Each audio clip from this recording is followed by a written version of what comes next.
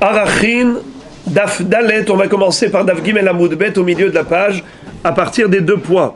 Hakol Chayavin Betzitzit, Kohanim, Léviim ve Israélim. Tout le monde est tenu de porter le tzitzit, c'est-à-dire les fils qu'on doit attacher aux 4 coins du vêtement, si on a un vêtement de 4 coins, évidemment, parce que la Torah nous demande de mettre les tzitziot que si on a un vêtement de 4 coins. Il n'y a pas d'obligation toraïque à mettre un vêtement de 4 coins pour être chayab de mettre les tzitzit, n'est-ce pas? Puisque la Torah a conditionné la mitzvah du tzitzit par un talit de 4 coins. Si j'ai un talit qui a 4 coins, alors j'ai la mitzvah de tzitzit. Si je n'ai pas de talit qui a 4 coins, je n'ai pas la mitzvah de tzitzit.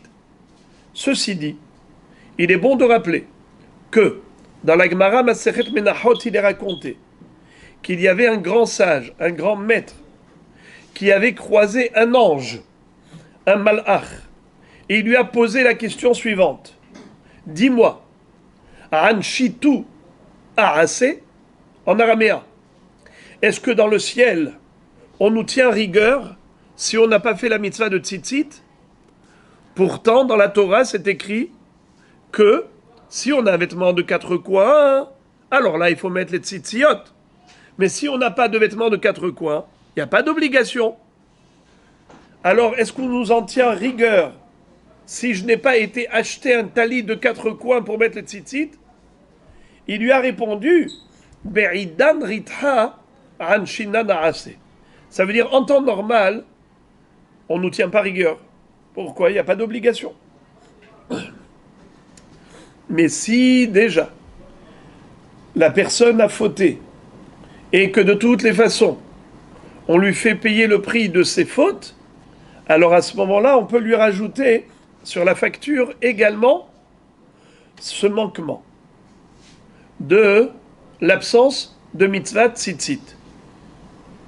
Si déjà par exemple Am Israël se retrouve dans une situation délicate, ce qu'on appelle une période de rigueur, où on sent que Akadosh Baruch Hu veut nous réveiller, nous secouer.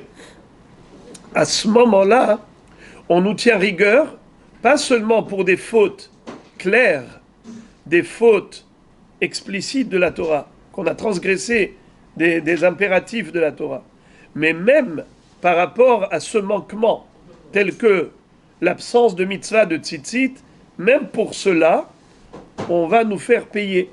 Pourquoi? Je m'explique. J'ai envie de donner un pirouche qui est personnel. C'est à prendre ou à laisser. On sait que entre nous et Hachem, il y a 2 relations possibles. Soit relation père et fils, soit relation serviteur et roi. Im kevanim, im karavadim. Im kebanim, rahamenu kerahem aval banim. Im karavadim, ainenu lechatéluyot. Ad shetechonen. Vetotzi la or mishpaten. Qu'est-ce que ça veut dire?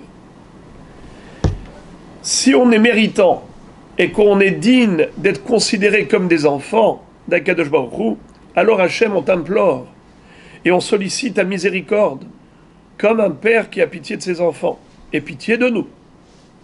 Mais si on ne mérite pas d'être considéré banim, parce que nous-mêmes, on t'a pas considéré comme un père, nous-mêmes, on t'a considéré comme un roi, alors on ne mérite que le statut de serviteur, malgré tout. Nos yeux sont rivés vers toi pour que, malgré tout, tu nous juges favorablement le jour de Rosh Hashanah.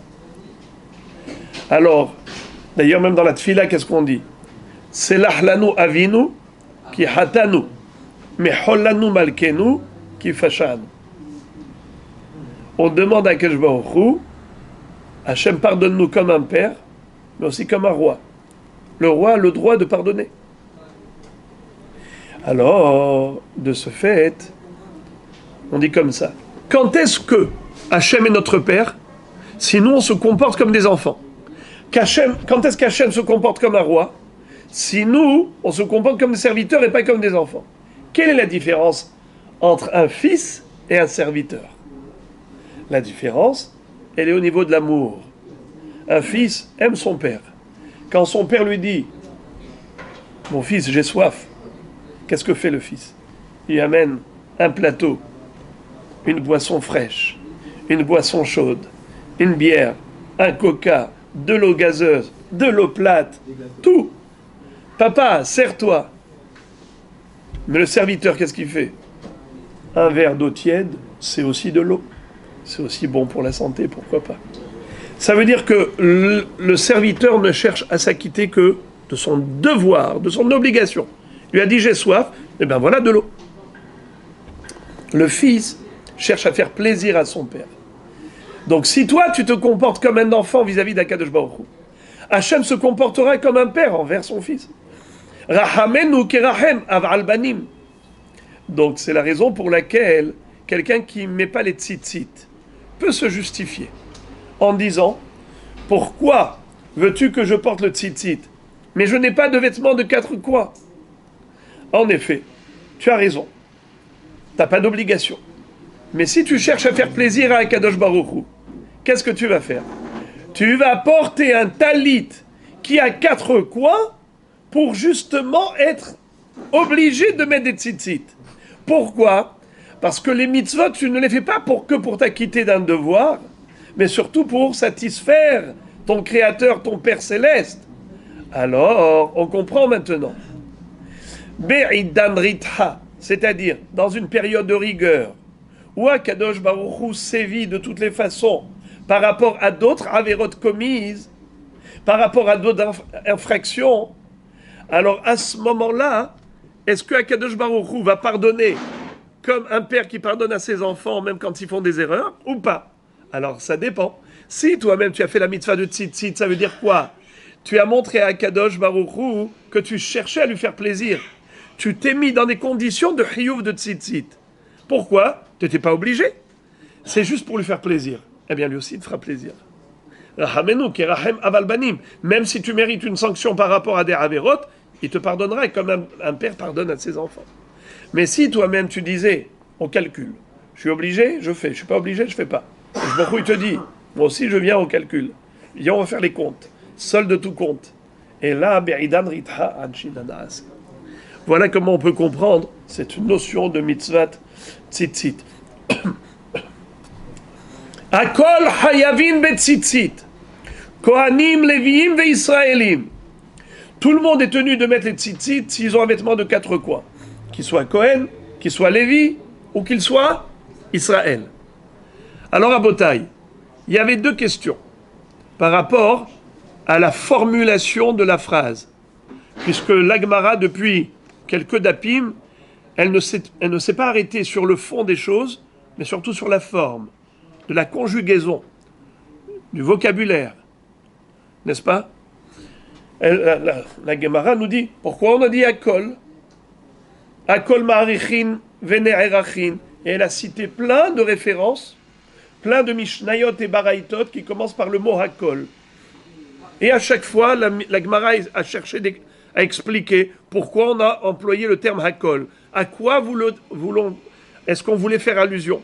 On voulait faire allusion à tel sujet, à tel détail supplémentaire, telle catégorie supplémentaire. Vous vous rappelez? Mais maintenant, la Gemara va s'arrêter non pas sur le Hakol, qui est un générique, qui est un terme qui correspond à une généralité, mais maintenant, au contraire, elle s'arrête sur le détail. Dans la liste des détails, qu'est-ce qui figure? Kohanim, Léviim, Israélim.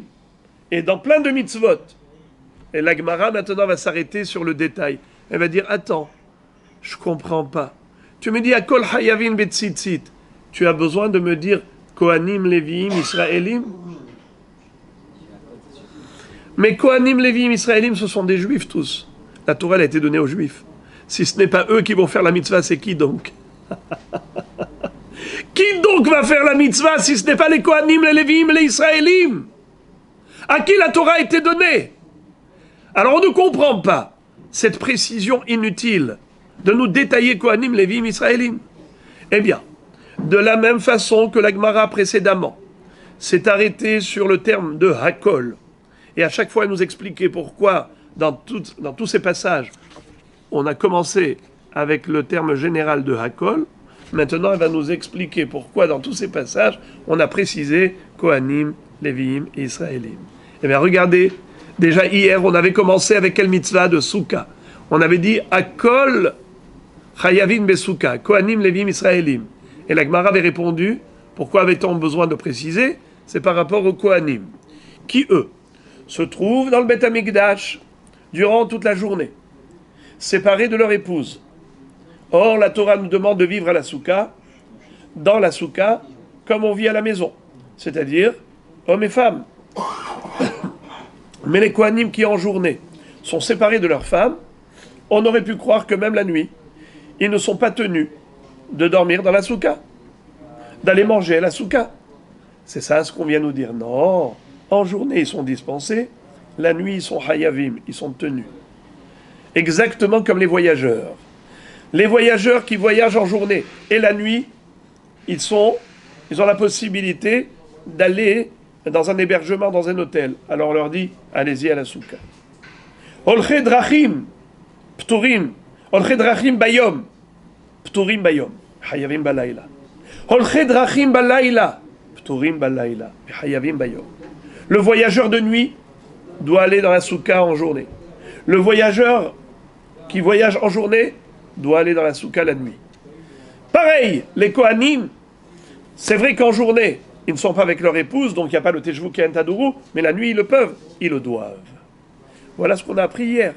Et à partir de là, on continue sur d'autres mitzvot, où à chaque fois, on va préciser Kohanim, Lévim, Israélim, et à chaque fois, la Gemara va devoir nous expliquer pourquoi cette précision. Voilà, pour Tzitzit. On nous dit que Hakol Hayavin Betzitzit, Kohanim, Lévim, Israélim. Pourquoi cette précision? Et la Gemara d'expliquer. Pshita, d'abord elle pose la question, elle dit mais c'est évident. Réponse, Kohanim itzterichale.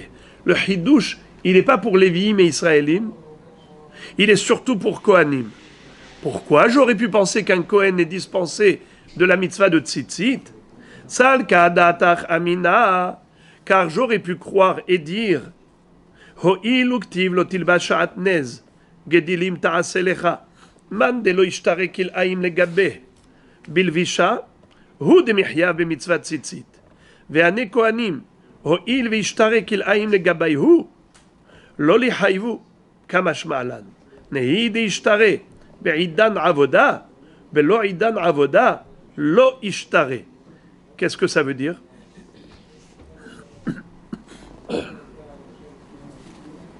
Nous savons que les Kohanim dans le Beth Amikdash, portaient des vêtements spécifiques. Alors, le Kohen Gadol porte 8 vêtements sacerdotaux. Rappelez-moi, s'il vous plaît, le nom des 8 vêtements. Il portait la kétonnette, la tunique, n'est-ce pas, la chemise.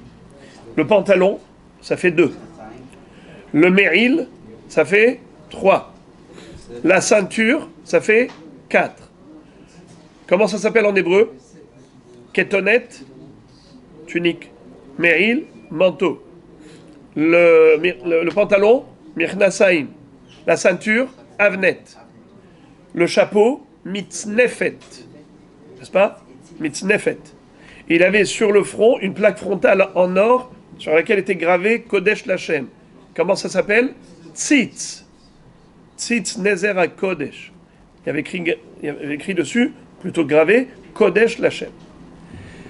Et également le Hoshen. C'est quoi le Hoshen? Le pectoral. Le pectoral, c'était un tissu plié en deux, à l'intérieur duquel se trouvait écrit le nom d'Hachem sur un parchemin, et à l'extérieur se retrouvaient 12 carrés d'or qui étaient enchâssés, sertis de diamants, dans lesquels était gravé le nom des 12 tribus. Et également, on avait gravé le nom de Avraham, Yitzhak et Yaakov, et Shivte Yeshurun, pour avoir toutes les lettres de l'alphabet. Également, le éphod. Qu'est-ce que c'est que le éphod? Le tablier. Donc on a les 8 vêtements du Kohen Gadol. Ce qui nous intéresse maintenant, c'est aussi les vêtements du Kohen Hédiot. C'était 4 vêtements, pas 8, comme le Kohen Gadol. C'est quoi les 4 vêtements? Pantalon, mirnasaïn, la tunique, kétonnette, la tunique. Avnet, c'est quoi Avnet? la ceinture, et Mikbaat, le chapeau.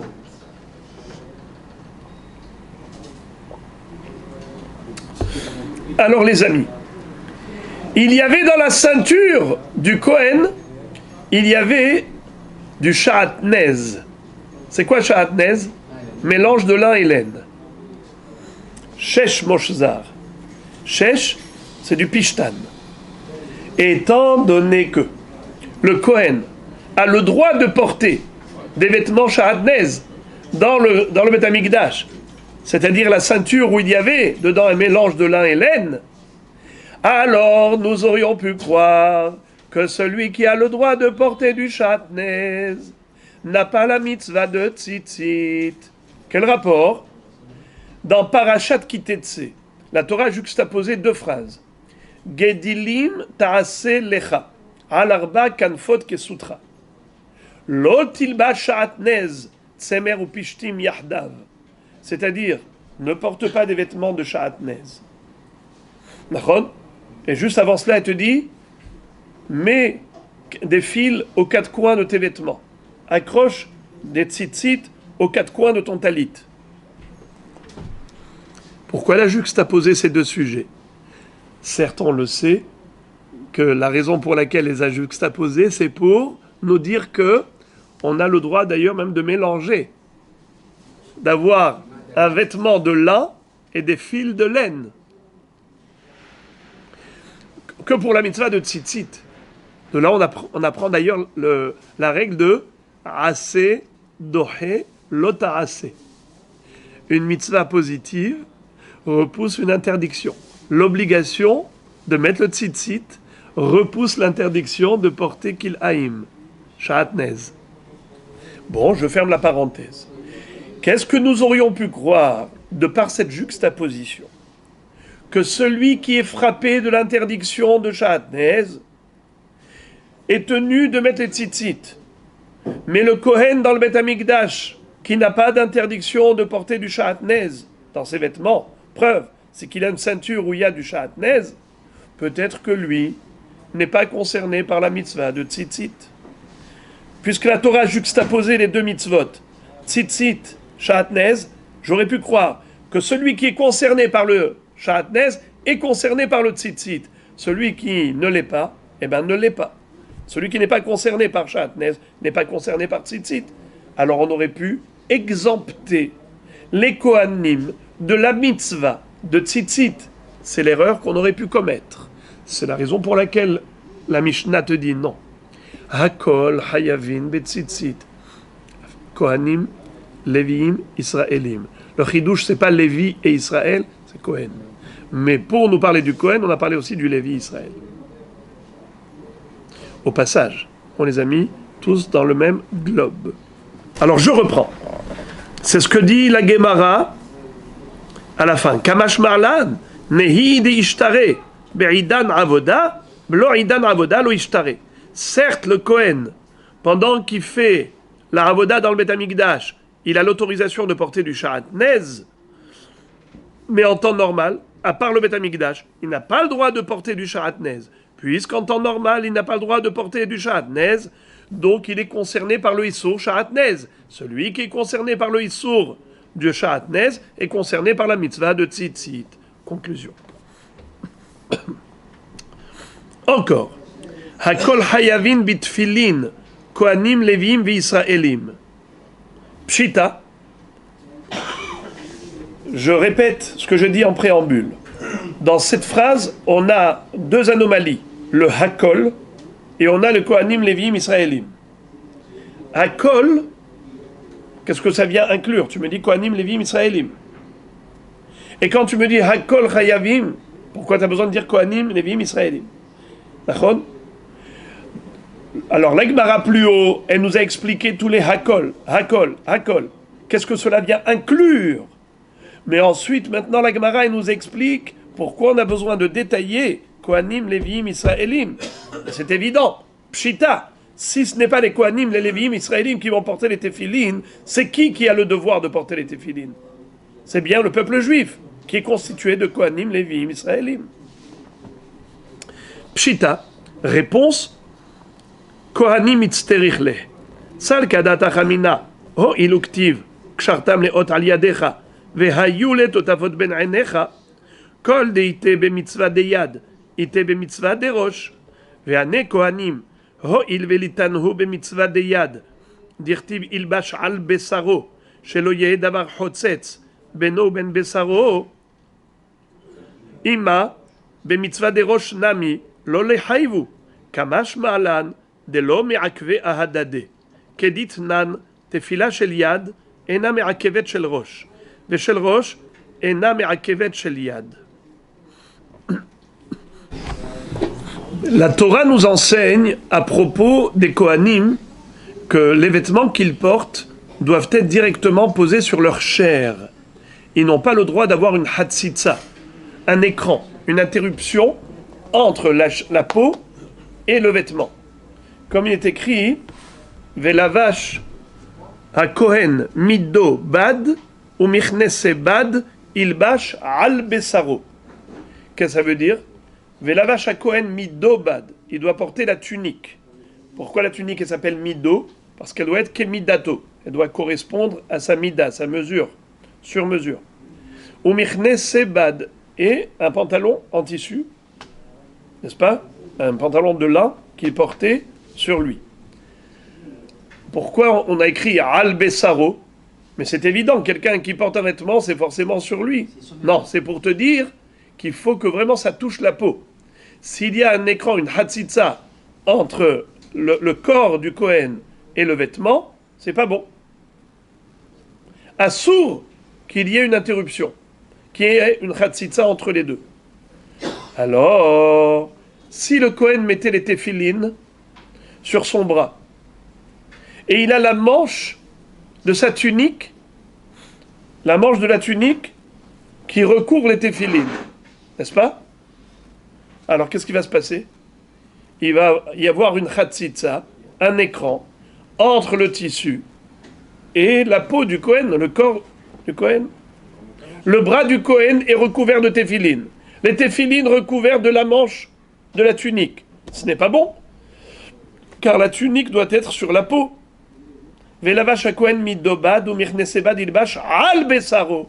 Shelo yehe davar chotzetz beno ben abeged lipsaro. Faut pas qu'il y ait une interruption, une séparation entre le beged et le corps. Voilà pourquoi les Kohanim, au moment de la avoda, ne portaient pas les téphilines shel yad, mais ils portaient tout de même téphilines shel rosh. Ils ne mettaient que les téphilines de la tête pendant le service du culte sacrificiel, car ils ne pouvaient pas mettre les téphilines du bras. Car s'ils mettent les téphilines sur le bras, il y a une séparation entre le vêtement et la peau. Quoi? Il remonte la manche, mais la manche, elle doit recouvrir la main. Il doit s'habiller. Alors, qu'est-ce qui va se passer? Exceptionnellement, il ne pouvait pas être au-dessus, il pouvait pas être sur la chemise.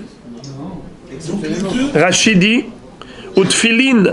Utfilin al besaro ba'inan tahat begadav bakiboret etzel hakatef kedamar bimnachot de tahat begadav ba'inan dirti ve'haya lecha leot velo lacherim leot. N'est-ce pas? Est-ce que ça empêche que ce soit les hautes à ce moment-là, puisqu'on va se les dater, de toute façon, ils les mettaient? Lecha leot. Les tfilines de yad doit être un signe que pour toi, pas pour les autres. Ça ne doit pas être dévoilé, ça doit être recouvert du vêtement. Il doit être recouvert aussi. Hein? Il doit être recouvert. Exactement. Donc on doit les couvrir obligatoirement. Exactement. Et c'est le nosar qu'on doit avoir. C'est la raison pour laquelle il n'est pas possible que les Kohanim mettent les tfilines de la main. Donc ils n'avaient que les tfilines de la tête. Alors écoutez maintenant la beauté. Nous aurions pu croire que les Kohanim sont totalement dispensés des téphilines, car s'ils ne peuvent pas mettre les téphilines du bras, alors ils ne devraient pas non plus mettre les téphilines de la tête, puisque la Torah a juxtaposé Ukshartam leot al yadecha vehayu letotafot ben einecha. Les téphilines de ben einecha, de la tête, ça a été écrit dans la Torah juste après les téphilines de la main. Alors j'aurais pu penser que les Kohanim, comme ils n'ont pas la mitzvah de porter les téphilines du bras, alors ils n'ont pas non plus la mitzvah de porter les téphilines de la tête. Kamash Malan, c'est ça qu'on vient nous dire, qu'en effet, ils ont l'obligation de mettre les téphilines chez le roche, bien qu'ils ne peuvent pas mettre les téphilines chez le yad, car les deux téphilines, ce sont deux mitzvot indépendantes l'une de l'autre. Celui qui peut mettre les téphilines chez le roche et il ne peut pas mettre chez le yad, qu'est-ce qu'il ferait? Eh bien, c'est ce qu'il ferait. Il mettrait chez le roche sans chez le yad. Ou l'inverse, quelqu'un qui peut mettre les téphilines chez le yad, il ne peut pas mettre les téphilines chez le roche, il n'en a pas. Il n'a que les téphilines chez le yad. Il n'a pas de téphilines chez le roche. Alors il met rien? Non, il met téphilines chez le yad. C'est tout de même une mitzvah en soi. Ce sont deux mitzvot indépendantes l'une de l'autre. C'est ça le hidouche. C'est de dire que les Kohanim doivent mettre au moins téphilines chez le roche. La Gemara pose la question maintenant. Umaishna de yad dirtiv ilbash al besaro rosh namiktiv esamta mitznefet al rosho. Qu'est-ce que ça veut dire? Je comprends pas. De la même façon que le Kohen a un problème avec les téphilines du bras, il a le même problème avec les téphilines de la tête. Où est-ce qu'il va poser les téphilines de la tête? Sur quoi? Sur sa tête? Mais sur sa tête, il y a un chapeau.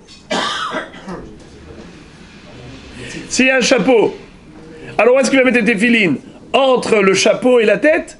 T'as pas le droit. Faut pas qu'il y ait de séparation. Il ne doit pas y avoir de hatzitza.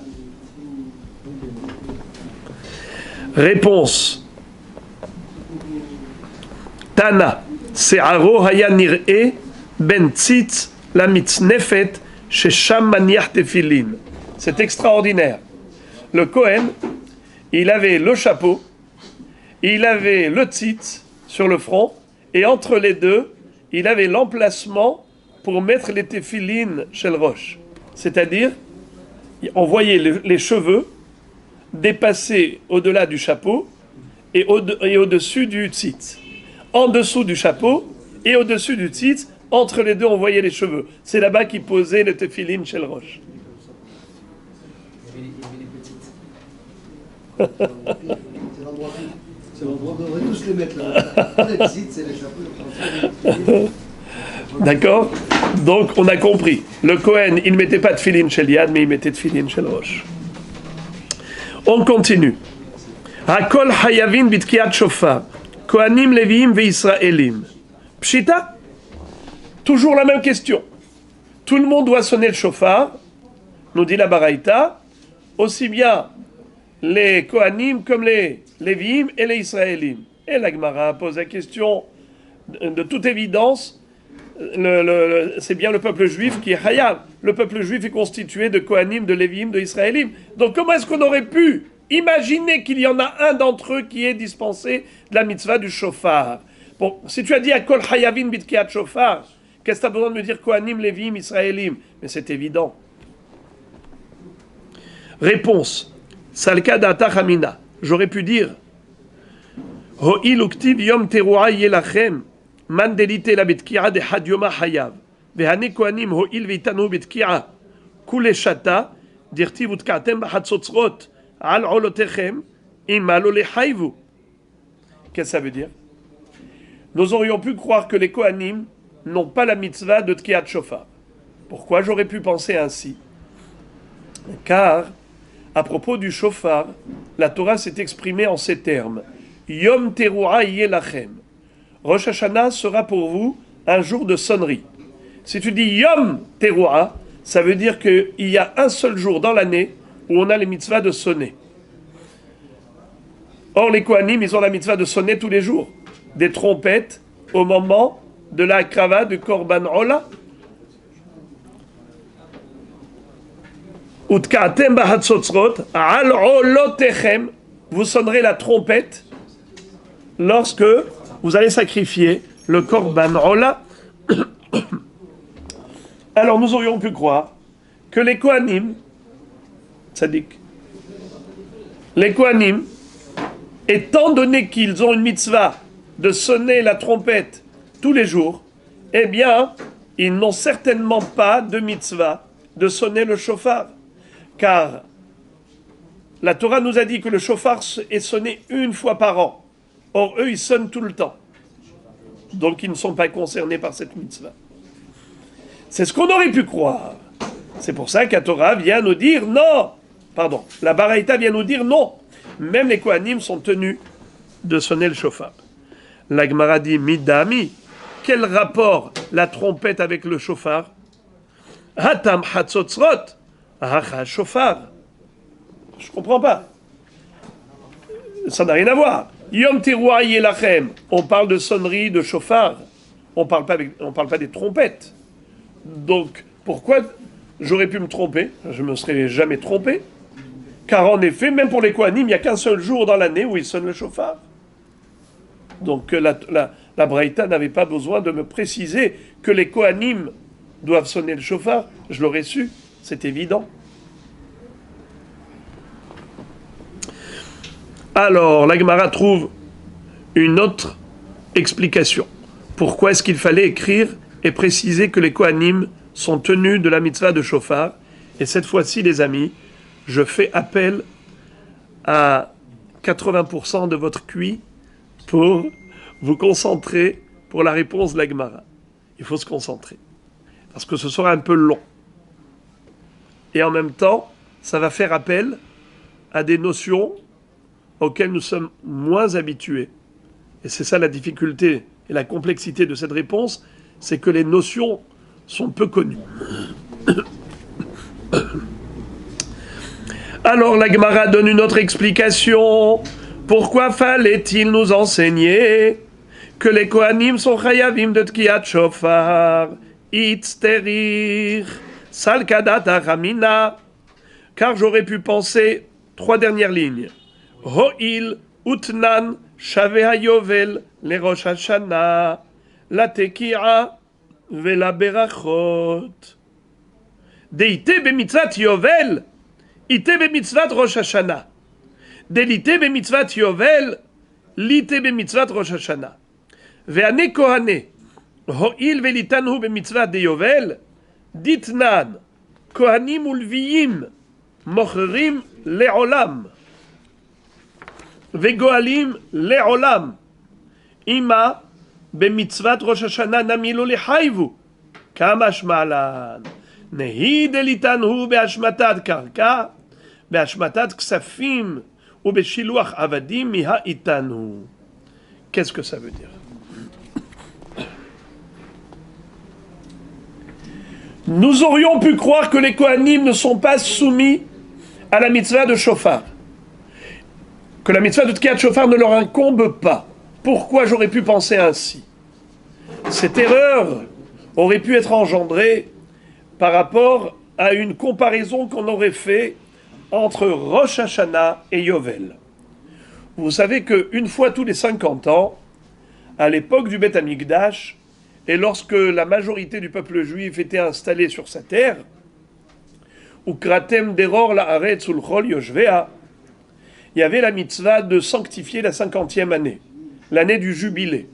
Vekidashtem et shenat hamishim. Et que se passait-il pendant cette année sacrée? Eh bien, premièrement, on n'avait pas le droit de travailler la terre. On devait abandonner les fruits comme pendant la Shemitah. Et, entre parenthèses, c'était quelque chose d'extrêmement difficile, puisque la 50e année, elle arrive quand? Après la 49e.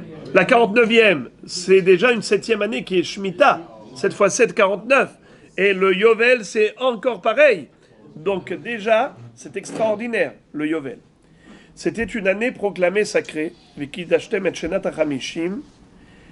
Et en plus, on allait libérer les Avadim. Un Eved Ivri qui n'avait pas voulu sortir à la 6e année. Il a dit « J'aime mon maître ». On lui a poinçonné l'oreille. N'est-ce pas? Il va travailler les olam. C'est quoi les olam? Nous disent Chachamim, olamo shel Yovel. Le olam du Yovel, c'est-à-dire jusqu'à la 50e année. Quand arrive le Yovel libère tous les avadim ivriim. Tous les aved ivri, les esclaves hébreux, étaient libérés au Yovel. Peu importe, il vient d'arriver ou pas arriver, Yovel, il sort en liberté. C'est ce que dit le Pasuk. Ukratem deror la'aretz ulchol yoshveha. Deror, c'est la liberté. Mais en plus, Ce jour, c'était quoi le jour? C'était quoi le jour? C'était lequel? Le jour de la libération. C'était le 10e jour de l'année du Yovel, c'est-à-dire Kippour. Le Kippour du Yovel, on sonnait le chauffard. D'ailleurs, pourquoi l'année du Yovel s'appelle Yovel? Qui est-ce qui sait pourquoi? Parce qu'on sonnait le Yovel. Yovel, c'est le chauffard. Comme il est écrit, Bimshoch ha-Yovel hema ya'alu bahar. Lorsqu'on sonnera le chauffard, on pourra monter sur le mont Sinaï. Donc le chauffard s'appelant Yovel, c'est lui qui caractérise l'année du jubilé. Puisque le 10e jour de l'année du Yovel, qui est Kippour, on sonnait à ce moment-là, dans le Sanhédrin, on allait sonner le chauffard pour proclamer l'année du jubilé comme étant sacrée et pour libérer les Avadim et pour en même temps restituer les biens immobiliers à leurs ex-propriétaires. Veshavtem ish el ahuzato, veish el mishpachto tashuvu. Vous allez retourner à vos biens immobiliers, vous allez les récupérer, et comme on a dit, les esclaves hébreux retourner chez leur famille.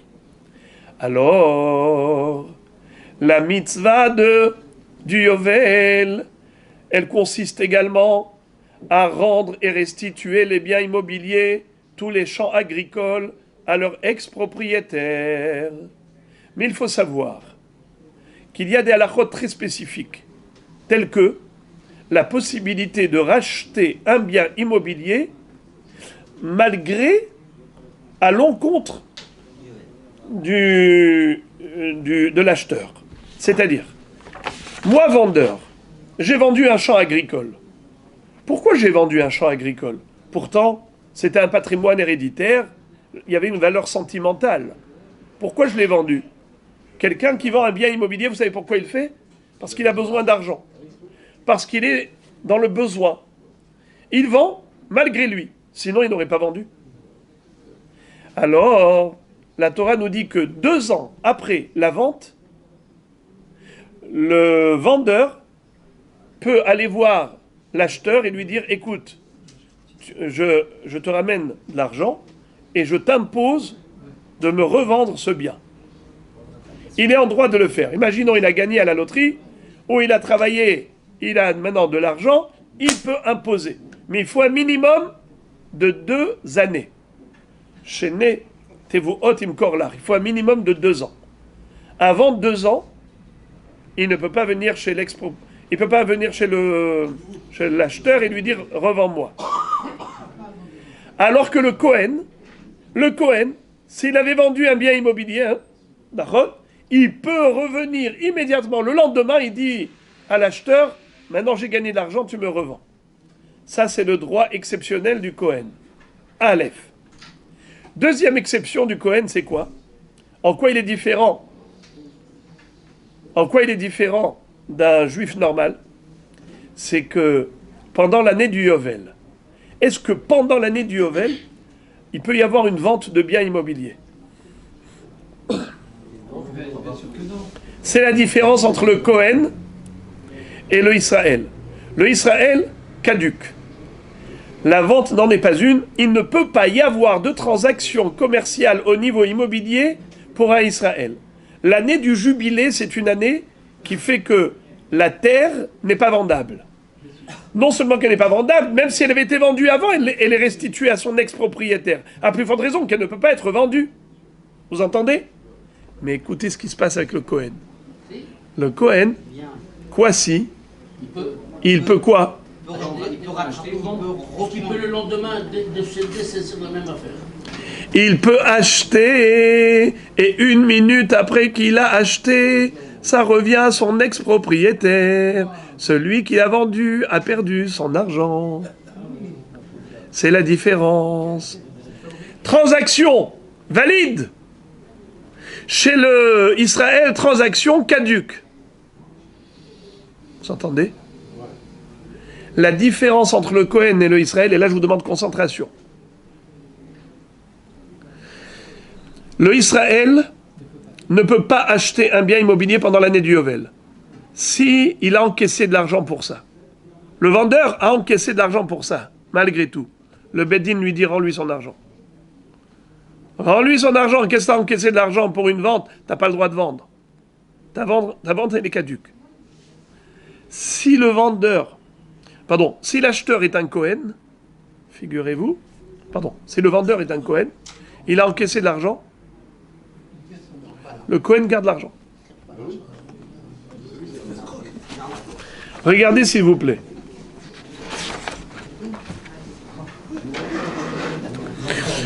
Rashi, Daf Gimel, Amoud Bet en bas. Mochrim le'olam. Mochrim le'olam. C'est le Rashi, on va dire, au dernier tiers de la page, troisième tiers de la page. Mochrim le'olam, afilu bishnatayo vel atzma. Même pendant l'année du jubilé, imacheru karka shelahem mechurahi. Si un Kohen vend un bien immobilier à Israël, c'est vendable.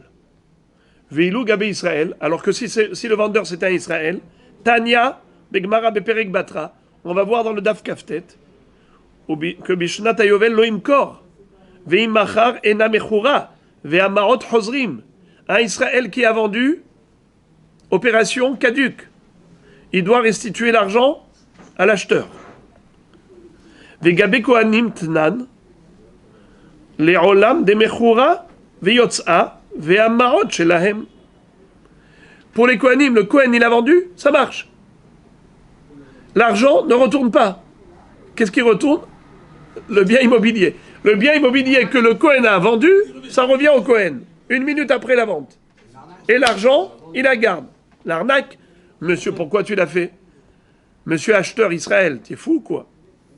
Tant pis pour toi. Tu veux perdre ton argent? Vas-y. Si tu as envie d'offrir au Cohen, fais-lui cadeau.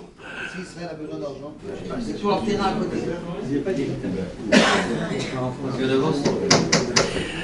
Rashi continue. La suite du Rashi.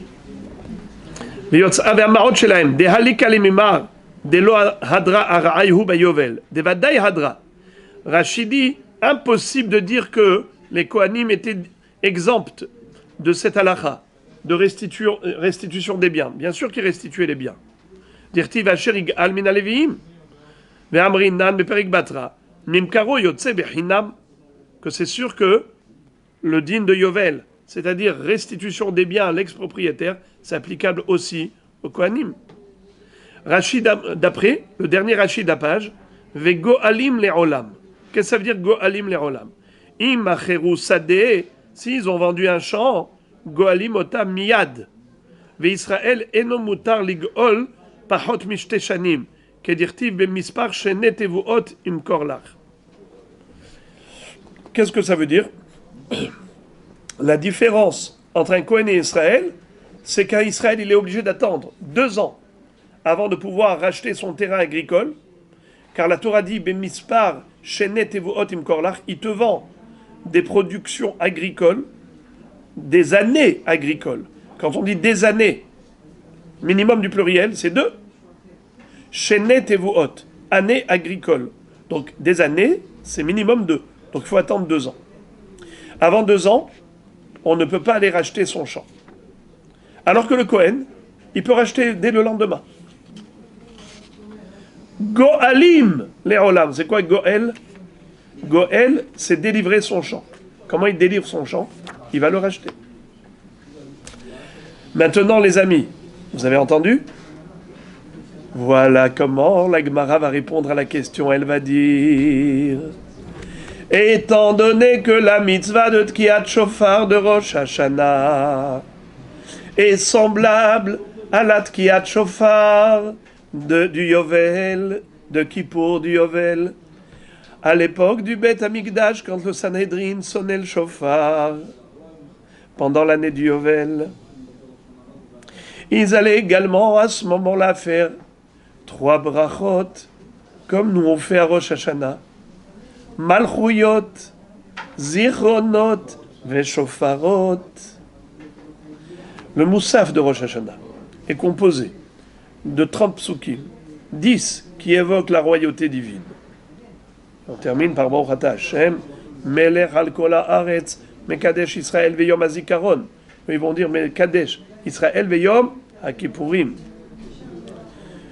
Zichronot, Baruch Ata Hashem, Zocher haberit.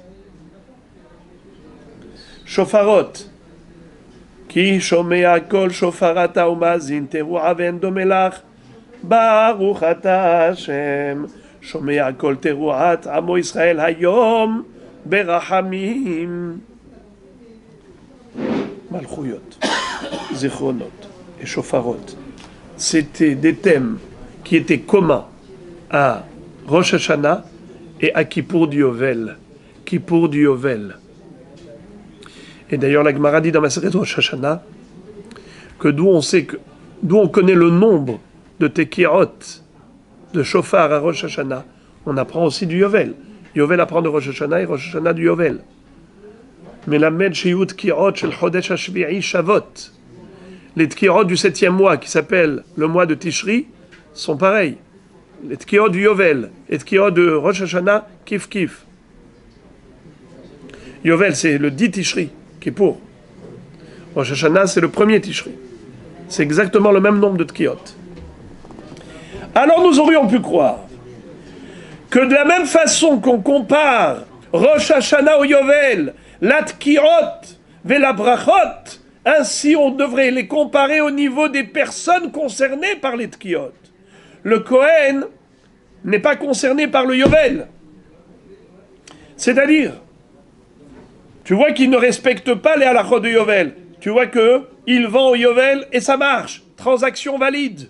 Alors qu'un Israël qui va vendre pendant l'année du jubilé, transaction caduque.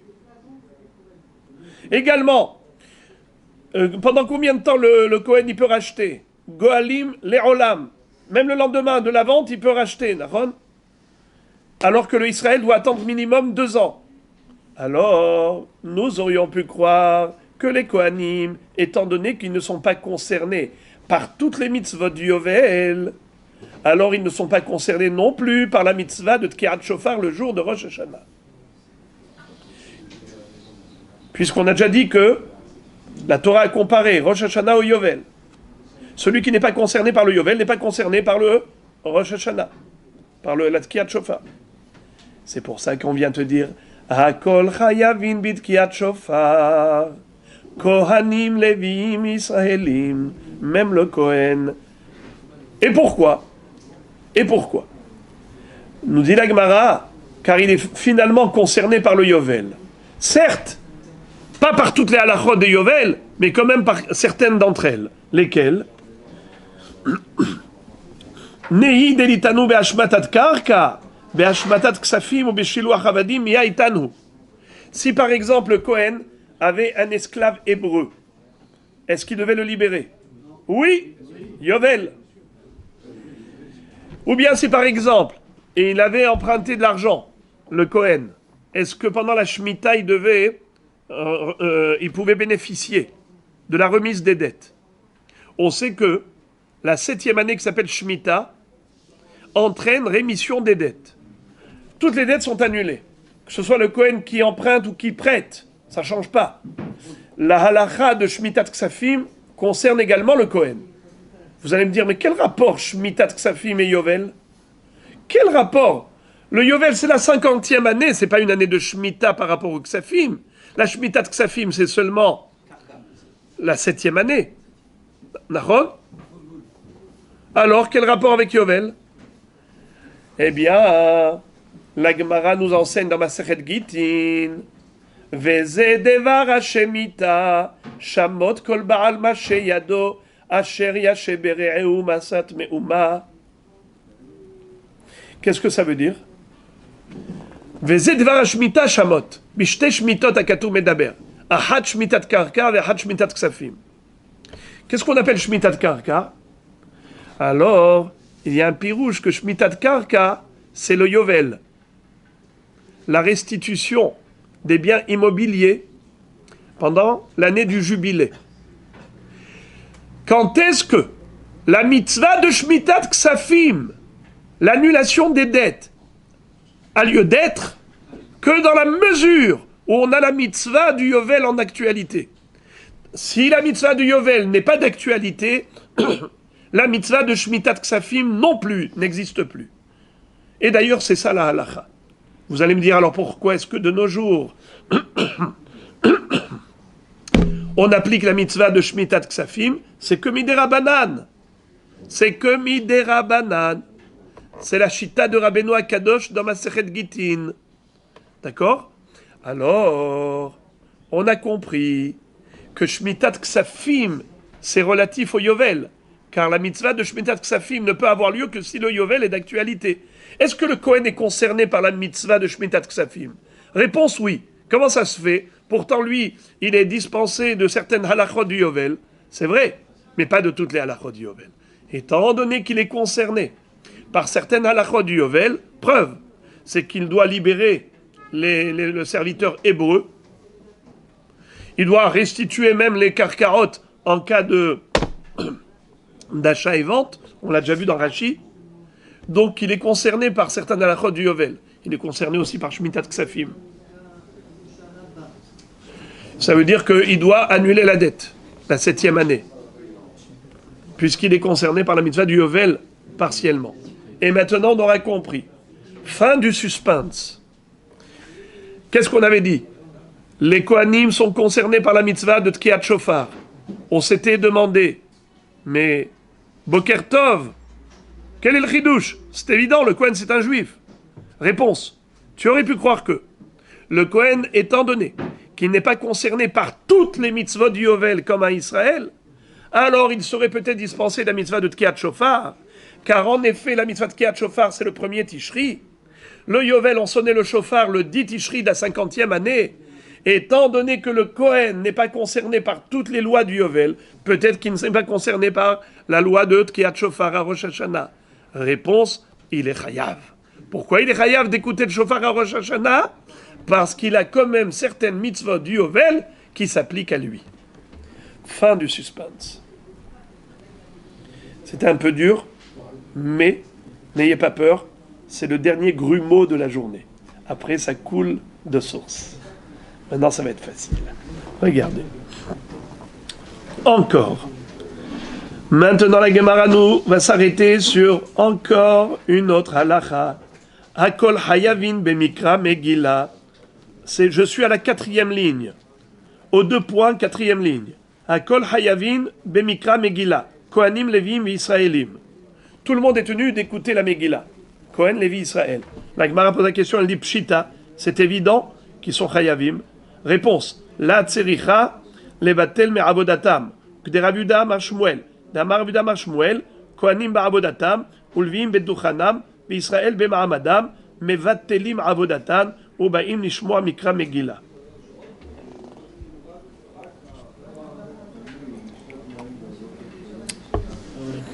Le chidouche, c'est de dire que même les Kohanim ont l'obligation d'arrêter le service du culte sacrificiel dans le Beth Amikdash pour aller écouter la Megillah. Tellement la mitzvah de Pirsumei Nissa est importante, d'aller écouter la Megillah dans le Beth Knesset, où se retrouvent réunis des centaines de personnes sont réunies, eh bien, la mitzvah de lecture de la Megillah est encore plus importante que la Avoda. Alors, il y a une marloquette entre les Rishonim. Certains disent que quand on a dit que Megillah repousse la Avoda, ça ne veut pas dire que ça annule totalement la Avoda. Ça ne fait que décaler. Ça veut dire que au lieu de faire la Avoda à 8h du matin, tu feras la Avoda à 10h du matin. Mais s'il fallait faire un choix entre deux, entre Avodat HaKorbanot et Megillah, ça veut dire que si c'est ou l'un ou l'autre, et on ne peut pas faire les deux, dans ce cas-là, c'est sûr que la Avoda qui est Minatora est plus importante que la Megillah, qui n'est pas Minatora. Mais d'autres disent que non, que la mitzvah de lecture de la Megillah, elle peut carrément annuler la Avoda. Ça veut dire que si quelqu'un a le choix entre deux, entre Avodat HaKorbanot ou Kriyat HaMegillah, la Megillah elle passe avant. La Megillah, carrément, elle entraîne l'annulation de la mitzvah des korbanot. Tellement c'est important, Kriyat Megillah. Alors, voilà pourquoi il fallait nous le dire. Hakol, hayavin bekriyat Megillah, kohanim, leviim, veisraelim. C'est quoi le chidouche? C'est les kohanim.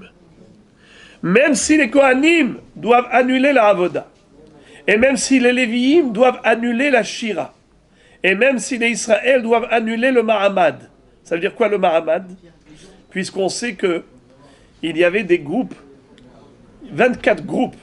Chaque groupe allait pendant une semaine à Yerushalayim, se retrouver là-bas, devant le Beth Amikdash, pour assister au korbanot, korban atamid. Parce que le korban atamid, c'est un korban communautaire. Et comme dit Rachamim, que le propriétaire du korban, il doit être présent.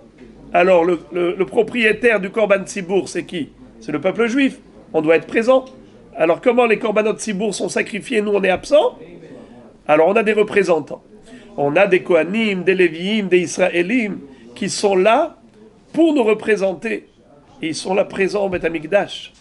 C'est la raison pour laquelle on considère que il y a un chidouche de nous dire que même s'il y a annulation du culte sacrificiel au profit de la lecture de la Megillah, mieux vaut aller écouter la Megillah.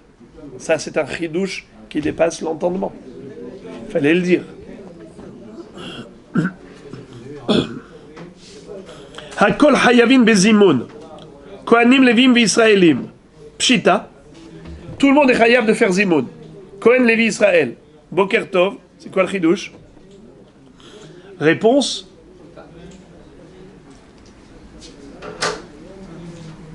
La tzricha de kachle kadashim. Sal kadata chamina ve'achlu otam ashaku par bahem. Amar Rahmana. Ve'ha kaparai. Kamashmaran ve'achalta ve'savata. Amar Rahmana ve'ha itanu. Qu'est-ce que ça veut dire? C'est que nous aurions pu croire que, excusez-moi, lorsque les Kohanim mangent des kadashim, des korbanot, est-ce qu'ils ont la mitzvah de faire zimoun à la fin du repas? Nous aurions pu croire que non. Pourquoi? Car c'est seulement pour une alimentation profane, une consommation profane. Mais lorsque ce que tu manges, c'est un korban, un Kohen, il mange un korban. Vous savez, qu'est-ce qui se passe? Écoutez bien. Ve'achlu otam asher kupar bahem. Kohanim ochlim ou be'alim mitchaprim. Le Kohen mange et le Israël obtient la kapara. Incroyable. On aurait pu penser que le Kohen, quand il mange, c'est comme si ça brûlait sur l'autel. Tu vas faire zimoun de quoi? Zimoun pour une combustion de sacrifice. Les entrailles l'estomac du Kohen, c'est un misbeyah. Alors, c'est ça le chidouche. Malgré tout, c'est un être humain qui mange. Il doit dire merci à Hachem pour avoir mangé. Monsieur Kohen se doit de faire zimoun. C'est un chidouche. Nous aurions pu croire que sa achila, c'est pas une achila, c'est une kapara. Kamashmalam ve'achalta ve'savata. C'est tout de même une achila. Le Kohen doit faire le zimoun, c'est sûr que sa achila engendre la kapara de Israël, mais en soi, il profite, donc il doit quand même faire un zimoun, il doit quand même remercier, c'est rempli d'avance. Mais ici, si on a un regard plus profond de la chose, on se dit, ici, c'est pas une consommation profane.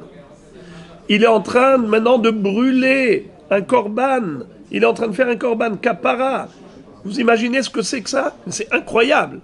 Le Kohen, il mange, et le propriétaire du korban, il a une kapara par la consommation du Kohen. C'est quoi ça? Ça veut dire que je ne vois pas ici une consommation. Je vois là une combustion sur l'autel. Les entrailles du Kohen, l'estomac du Kohen, c'est un misbeyar. Be'alim ochlim, pardon, Kohanim ochlim be'alim mitraprim, c'est atsoum. Bravo. Et Chachamim nous disent que celui qui veut offrir de nos jours des corbanotes qui mettent à manger dans la gorge du Talmid Chacham, qui mettent à boire du vin, c'est comme s'il a versé du vin, la libation de vin sur le Mizbeach, qui met dans la gorge. Vous avez Baruch Hashem les avrichim ici du Kollel, il faut aller les servir. On continue.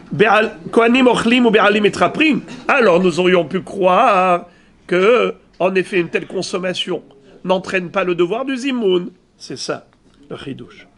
Que oui, en effet. Il est chayav quand même parce que c'est tout de même une achila. On continue. Hakol mitztarfin et zimoun. Kohanim levim v'israélim. Tout le monde peut s'associer au niveau du zimoun. N'est-ce pas? Kohanim levim israélim. Pshita.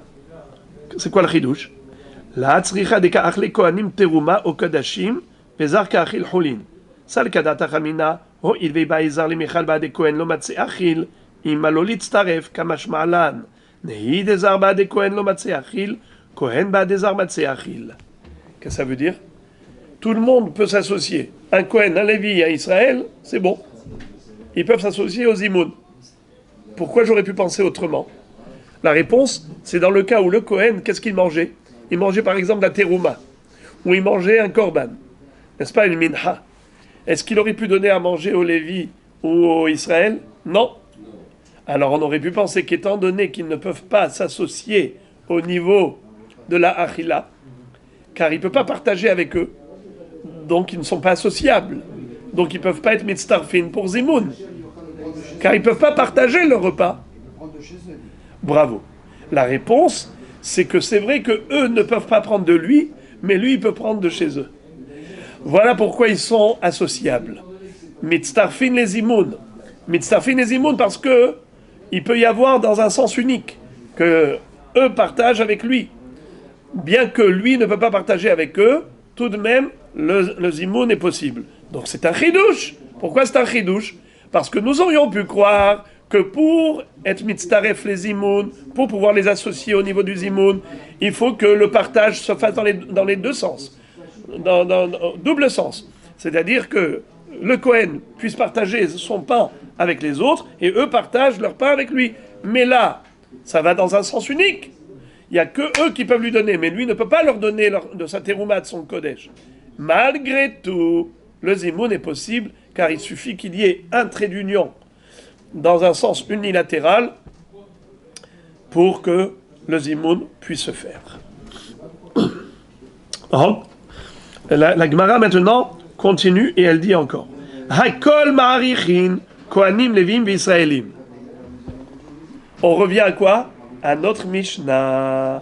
Pour ceux qui étaient là le premier jour sont contents parce qu'ils retrouvent leur Masechet Arachin, car jusqu'à présent on a dévié de Masechet Arachin. On est passé à 1001, notre sujet. Maintenant, on revient à Arachin. Qu'est-ce qui est écrit? À Kol Ma'arichin Venerachin. Tout le monde est habilité à opérer l'opération RR en disant je donne par exemple ma valeur au Beth Amikdash. Ou bien je donne la valeur de cet homme au Beth Amikdash. Alors on avait vu que Arachim, c'est pas Damim, c'est pas Neder.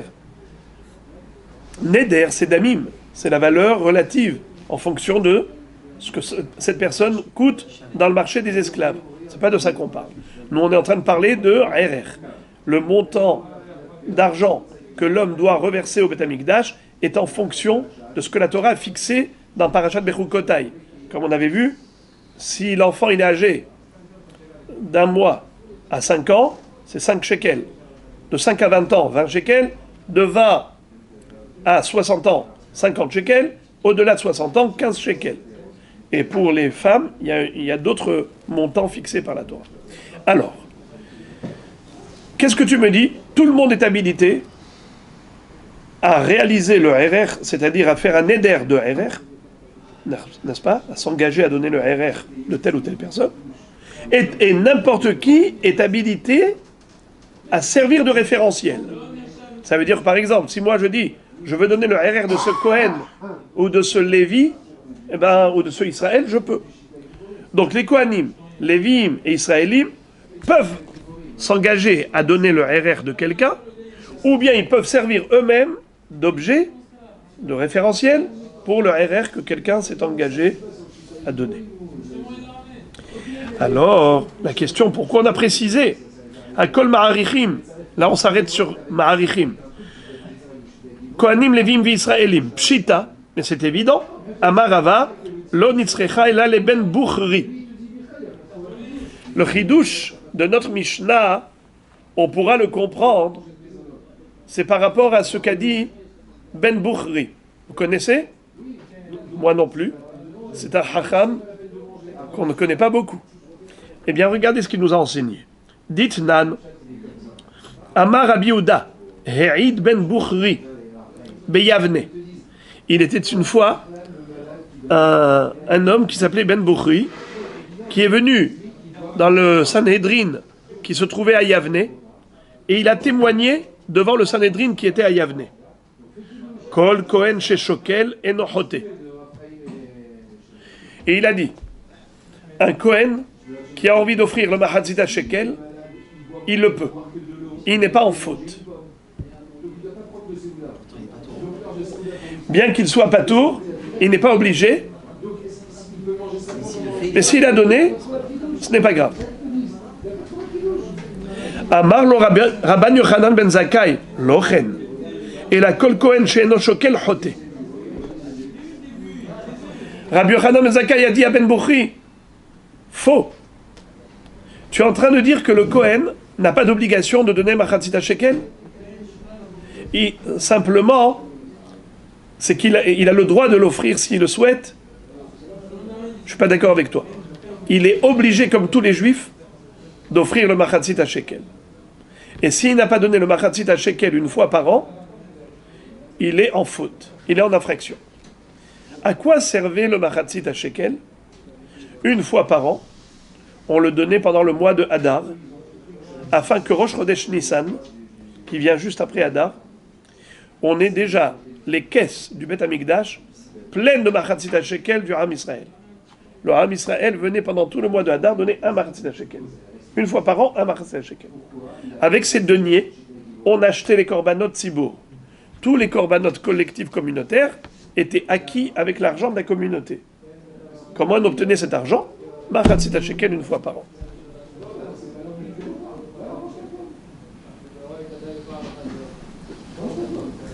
Alors maintenant, on dit comme ça.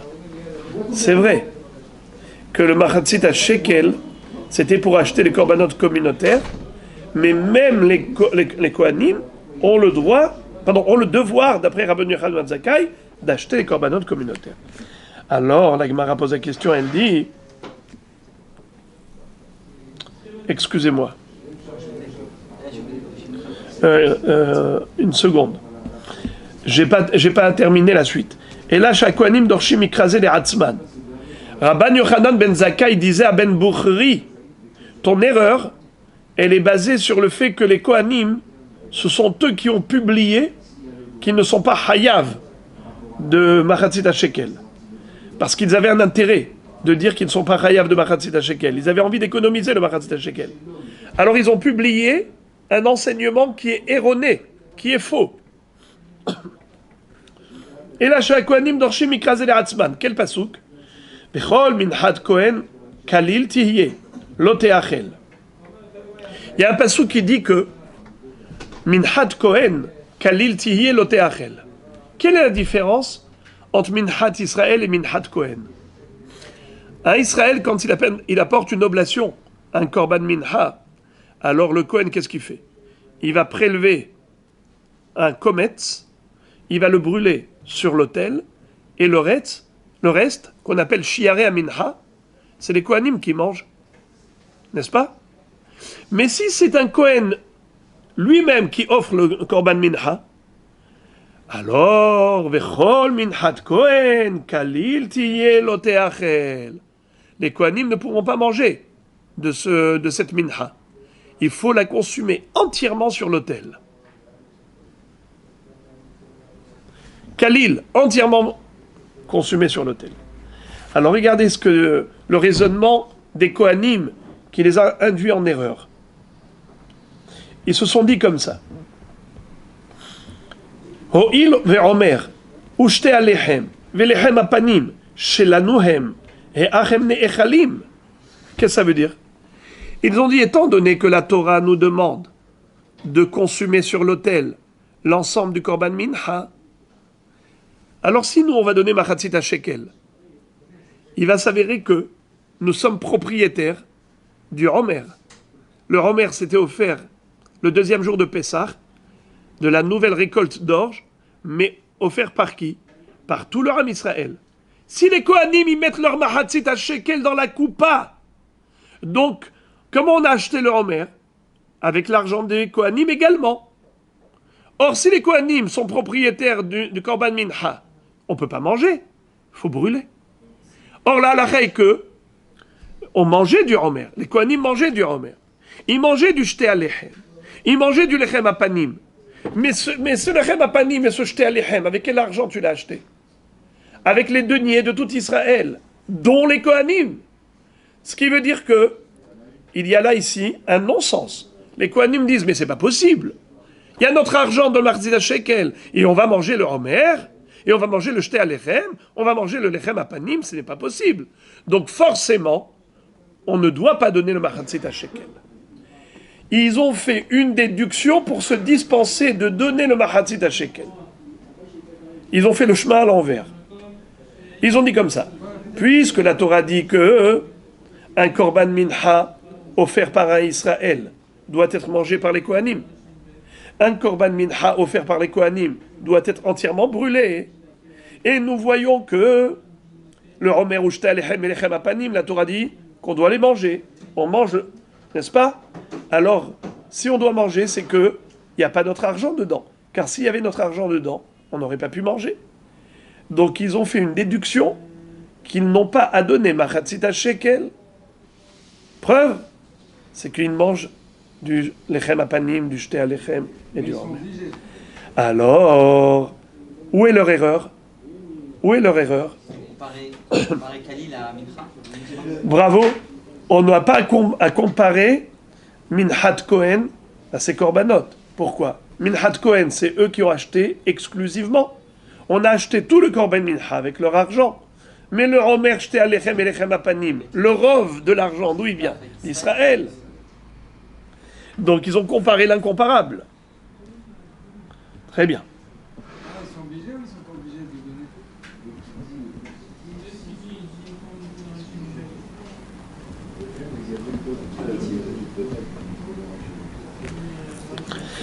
Alors à Botaï, écoutez, entre parenthèses, la Gemara ouvre d'abord une parenthèse.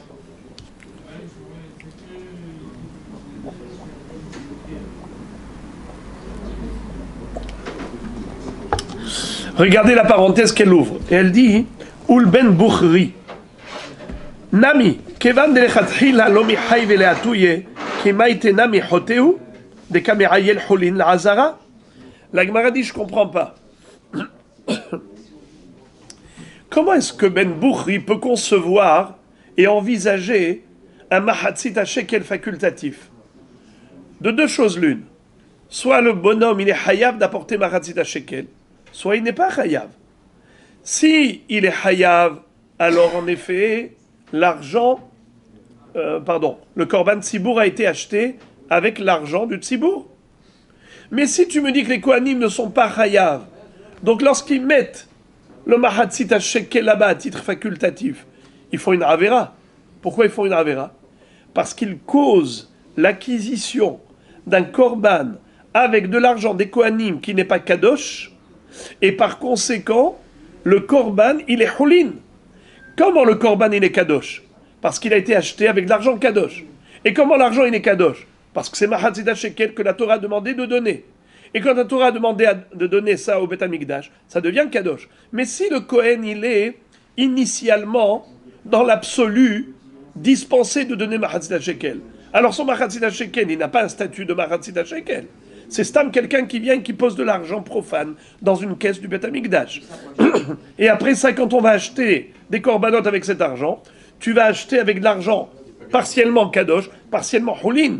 Donc il y a dans le korban qu'on a acheté une partie hulin, une partie korban. Tu causes une avera, Holin Ba'azara. Voyez-vous, la Gemara de répondre, elle dit non. Ben Boukhari, quand il a dit que les Kohanim offraient Mahatzit à Shekel à titre facultatif, il le faisait par ricochet. Ça veut dire quoi? D'abord, il donnait au Tzibour cet argent, c'est-à-dire pas des Kohanim, au Tzibour Lévi'im Israélim, et eux, ensuite, l'argent du Tzibour est considéré comme étant le moyen d'acquisition des corbanotes pour Am Israël. C'est pas que leur argent directement ils le mettaient dans la coupa et en disant c'est notre argent, c'est notre Mahatzit Shekel, parce que ça marche pas, puisqu'ils n'ont pas d'obligation d'apporter Mahatzit Shekel. Alors d'abord ils offraient au Tzibour et ensuite le Tzibour qui offre. Donc en effet, les corbanotes communautaires étaient achetés avec l'argent communautaire, et même si les Kohanim avaient offert Mahatzit Shekel, ils n'offraient pas directement Mahatzit Shekel à la coupa. D'abord, il offrait au Tzibour et le Tzibour l'offrait au Beth Amikdash. C'est pas ricochet. Alors maintenant, la Gemara arrive au point de chute. Finalement, pourquoi on a écrit Akol Ma'arichin Afilo Kohanim Levim V'Israélim? Réponse, d'après Ben Boukhri qui a dit que le Mahatzit Shekel était facultatif et pas obligatoire. Sal Ka'adata Chamina Ho Ilurtiv V'chol Erkecha Yihye B'Shekel HaKodesh Kol De'ite Bishkalim Ite Ba'arachin Ve'ane Kohanim Ho Il Ve'litanu Bishkalim Litanu Ba'arachin Kamashmala. Nous aurions pu croire que, du fait que la Torah a juxtaposé deux mots, elle a juxtaposé la notion de Erer et la notion de Shekel. Shekel, comment elle a dit? Be'erkecha, bechol erkecha yeh be'shekel HaKodesh. Le Erer doit se faire avec le Shekel HaKodesh. Est-ce que les Kohanim donnent le Shekel? Mahatzit Shekel? Non. Alors peut-être qu'ils ne sont pas concernés par la mitzvah de Harachim. Ils ne peuvent pas offrir le Erer. Vous entendez la beauté du Chidouche? On aurait pu croire que, étant donné que les Kohanim n'ont pas d'obligation de donner Mahatzit Shekel, comme l'a témoigné Ben Boukhri, en disant que les Kohanim n'ont pas d'obligation de Mahatzit Shekel. Et à propos de Harachin, la Torah dit V'chol erkecha yeh be'shekel HaKodesh. Alors j'aurais dit que celui qui n'a pas le chiyuv de donner shekel HaKodesh n'a pas la mitzvah de Harachin. Et donc les Kohanim ne sont pas concernés par Harachin. C'est ça le chidouche. Akol ma'arichin, afilo Kohanim, afilo Levim, Israélim.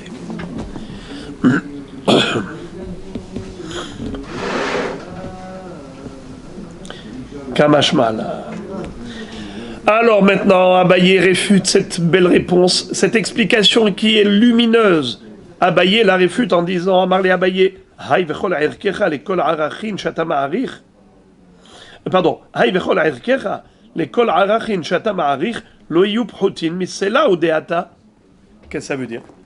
Il y a une halakha qui dit que un pauvre qui n'a pas d'argent pour payer le RR, par exemple, moi j'ai dit, je donnerai le RR de ce monsieur au Beth Amikdash.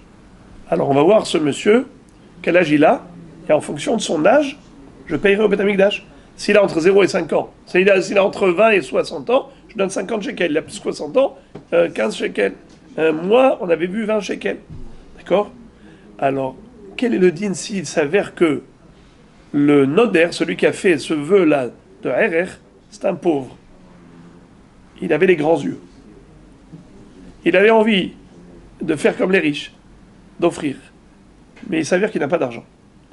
La Torah a pris en considération son rang social, sa situation économique.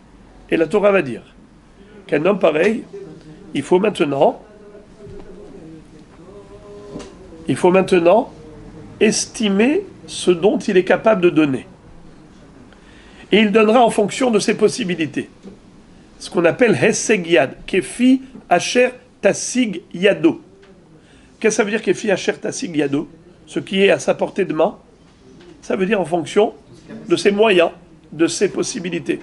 S'il a les moyens économiques de donner au moins la moitié ou le quart, qu'il donne. Mais il ne donnera pas moins qu'un selah. Si on a estimé qu'il n'est même pas capable de donner un selah, c'est-à-dire un shekel à Kodesh, alors il ne donnera rien. C'est où il donne un minimum un selah, s'il en a les moyens. S'il n'a même pas les moyens de donner un selah, il ne donne rien. Ça veut dire qu'il n'y a pas possibilité de donner pour le harachim moins qu'un selah. Et donc, c'est ce que dit Abaye. Il dit, je ne comprends pas. Quel rapport ton histoire là de juxtaposition des deux mots? Et tu m'as dit que on aurait pu croire que les Kohanim, comme ils n'ont pas la mitzvah de shekel, machatzit à shekel, alors ils n'ont pas la mitzvah de erer. Et c'est pour ça qu'il fallait nous le préciser. Hakol ma'arichin afilu Kohanim. C'est pas vrai? Jamais je n'aurais fait cette dracha de dire que harachin sont comparés aux shkalim, car ici erkecha beshekel bechol erkecha yeh beshekel à kodesh, on nous apprend autre chose. On nous dit que le minimum de harachin, c'est shekel. Donc c'est pas une comparaison qu'on veut faire entre le sujet de harachin et le sujet de mahatzit shekel. Pas du tout. On est en train de te dire que quelqu'un qui s'est engagé, il a fait un neder d'offrir le RR et finalement il n'a pas d'argent. Alors on doit estimer ses biens et voir quelles sont ses possibilités financières et en fonction de cela il donnera au Beth Amikdash, mais pas moins d'un shekel. Shekel à Kodesh, c'est un selah. Donc ça n'a rien à voir avec... il n'y a pas de comparaison à faire entre shkalim et harachin. Alors, comment on appelle ça? Nafal pita bebira. Tout est tombé à l'eau. La belle explication qu'on a donnée précédemment, elle tombe à l'eau. Il faut en trouver une autre. Abaye en a trouvé une autre. Et je vais vous faire sourire. Rava va dire à Abaye, même ton explication, elle n'est pas bonne. Et il va lui réfuter. Et Rava va en trouver une autre. Regardez ça.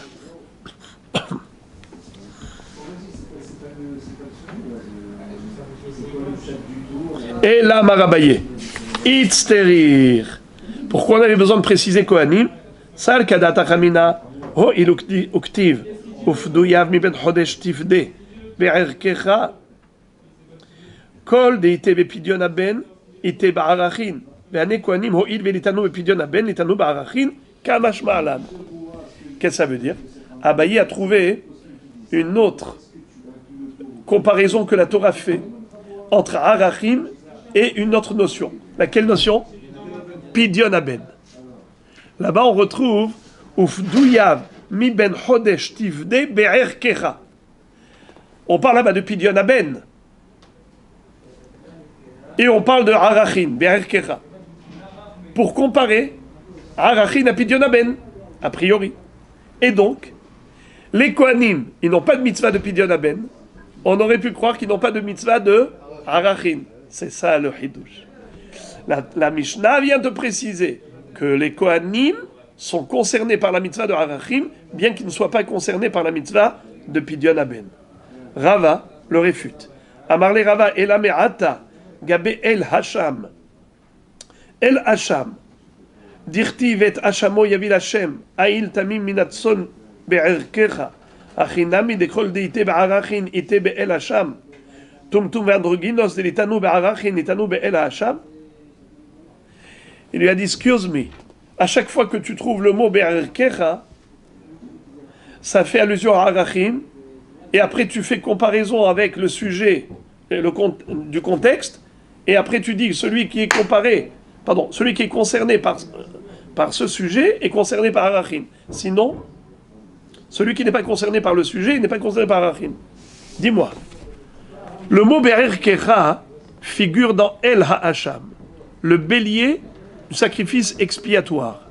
Vous savez qu'il y a le Korban Hacham, il y a 6 sortes de Hacham. N'est-ce pas? Tous les matins, on le dit avant la tfila.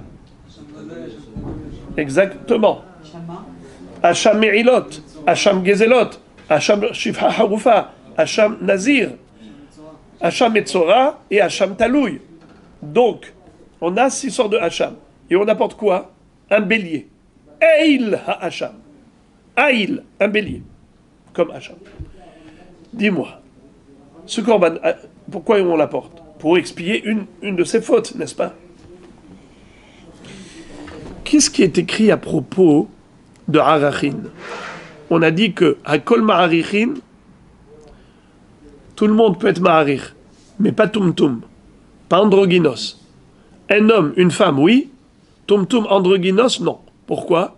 Parce qu'il faut que ce soit Zachar Vadaï, Nekeva Vadaït, mais pas ceux qui sont Sfekot, comme le Tumtum, il y a une peau qui recouvre, on ne sait pas si ce sera un garçon ou une fille, ou l'autre qui a les deux sexes.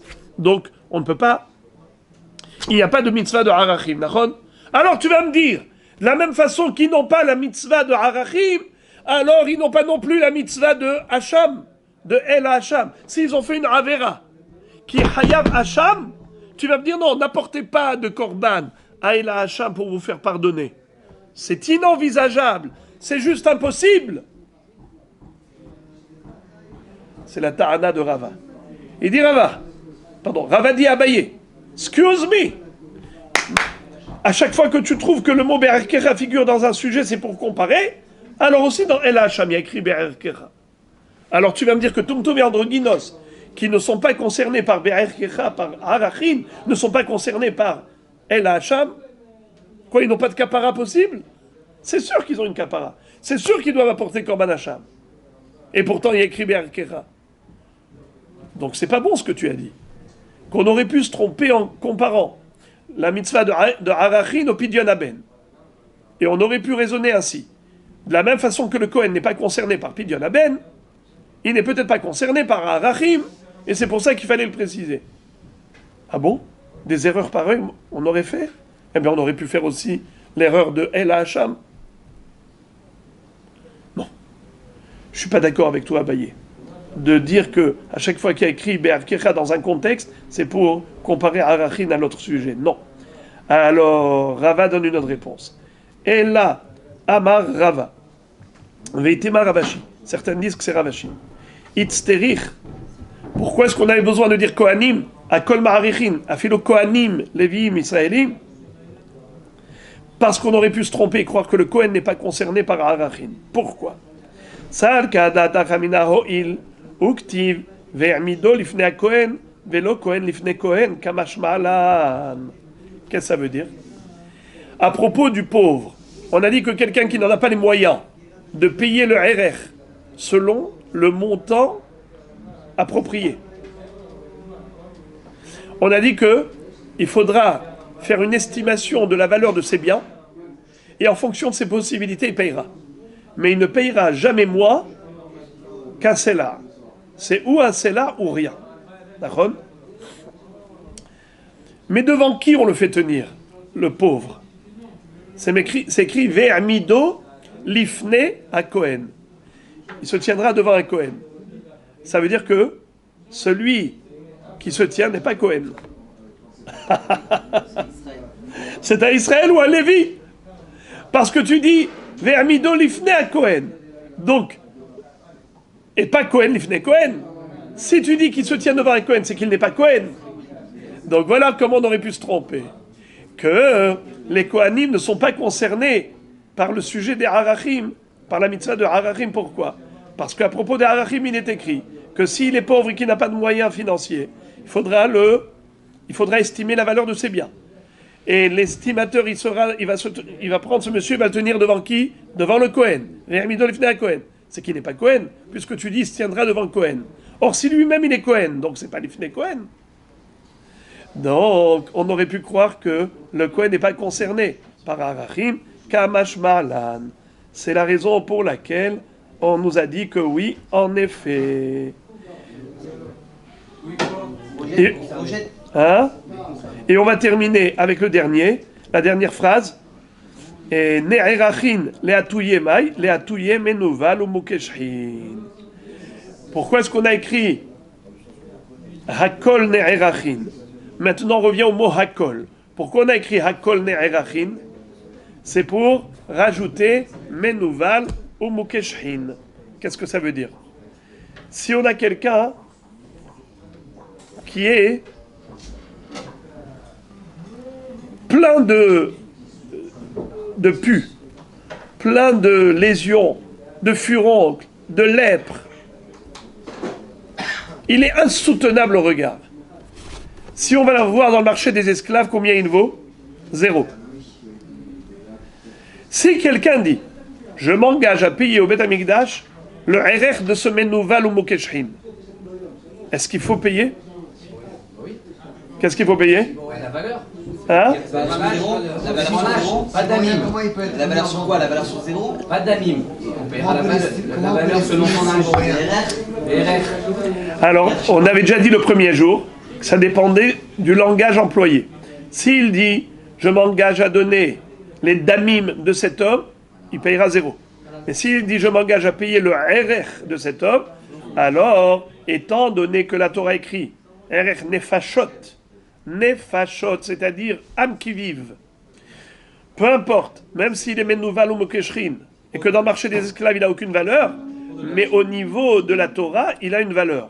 Puisque la Torah dit, un homme qui est âgé de temps et temps, eh bien, âgé de temps, il coûte tant. C'est ça qu'on appelle la rafia. Voilà. Alors même s'il est menouval ou mokeshrin, il a une valeur de harachim. Pourquoi on a écrit hakol ne'erachim? Hakol ma'arichin, on a déjà appris. Mais hakol ne'erachim, c'est les rabot menouval ou mokeshrin.